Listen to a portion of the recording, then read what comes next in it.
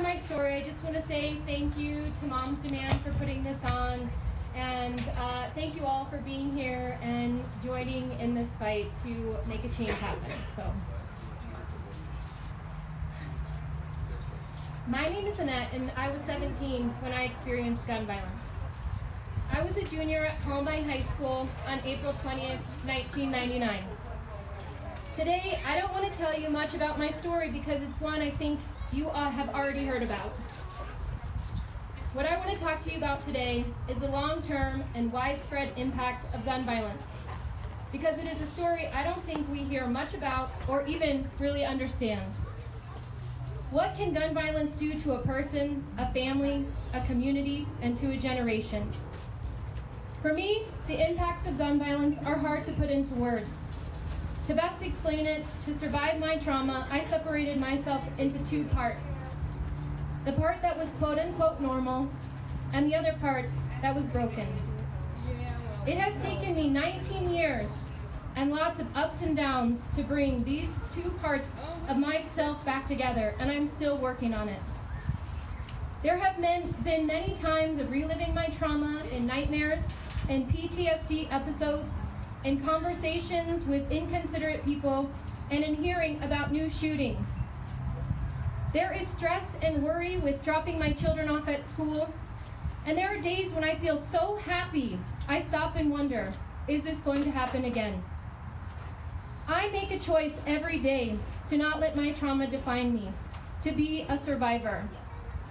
Even 19 years later, some days are harder to do this than others.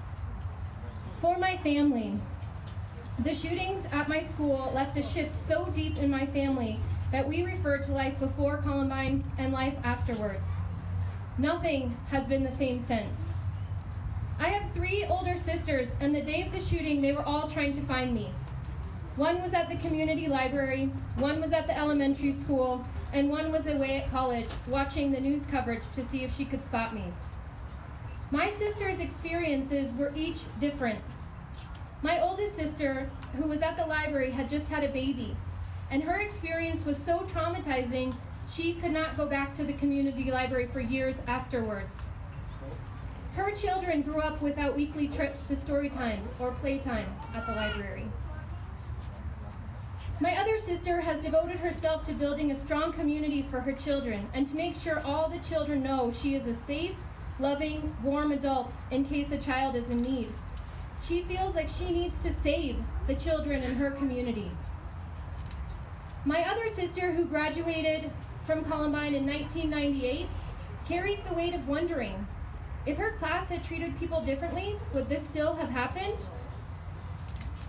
It is important to mention that the trauma my family carries from the shooting not only affects me and my sisters, but also affects our husbands, our children, our friends, and how we interact in the community.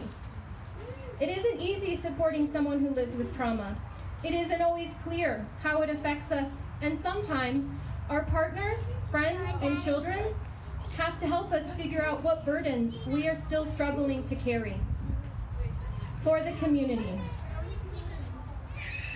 The impacts of gun violence are still present, maybe not in an obvious way, but they are there. I recently had the opportunity to meet current students from Columbine High School. As I was talking to these students,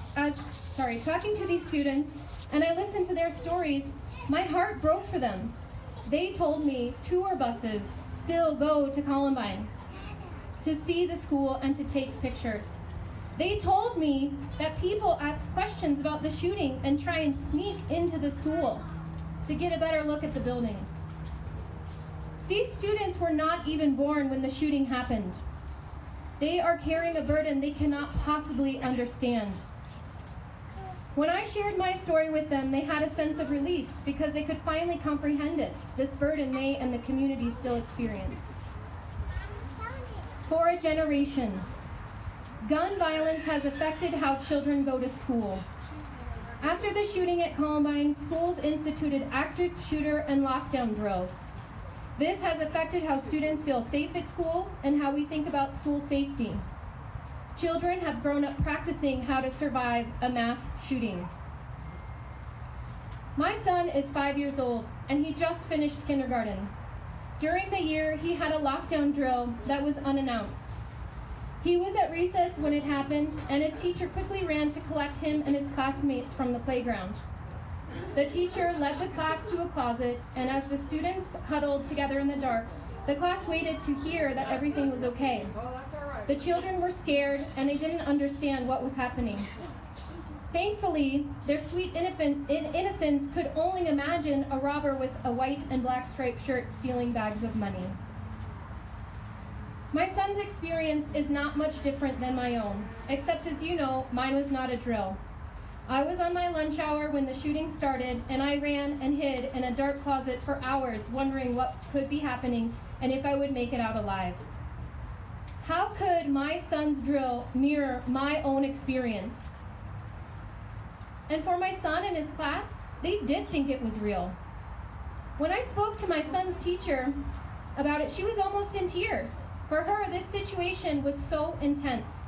She was willing to sacrifice her safety for my son and his classmates.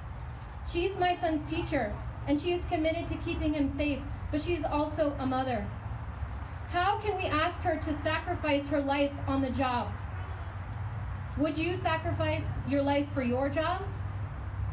Does anyone even expect you to? Shouldn't we be supporting teachers in ways to help educate our children instead of asking them to give their lives if the time comes? Should we really be asking our children to practice for mass shootings? Enough is enough. The impacts of gun violence extend well beyond the initial impact. Like the ripples on the surface of a pond, the movement and changes may go unnoticed, but they are there. People, families, communities, and generations carry the trauma of gun violence in ways we don't see, we don't talk about, and we don't fully understand. So many years have passed and we've taken no action. In fact, in a mass shooting and trauma support group, there are over 36 different communities that have been affected by mass shootings. 36 different communities. That number does not even include all the communities, just the ones who have active people in the support group. And this is just for mass shootings. What about communities where gun violence happens on a daily basis? Just try to imagine the impact this is having across our country. Like many survivors, this road has not been easy for me. It has taken me 19 years to find my voice and learn how to fight for change. We cannot keep adding communities to this list. The time is now. Let's fight for the survivors, fight for the families, fight for the communities, and fight for the generations to come. Let's fight for our children, let's fight for each other, and let's fight for it right now. This is our time. I am hopeful that change is coming, but it's going to take all of us. Use your voice, learn how to fight for change, and we can do this together. Thank you.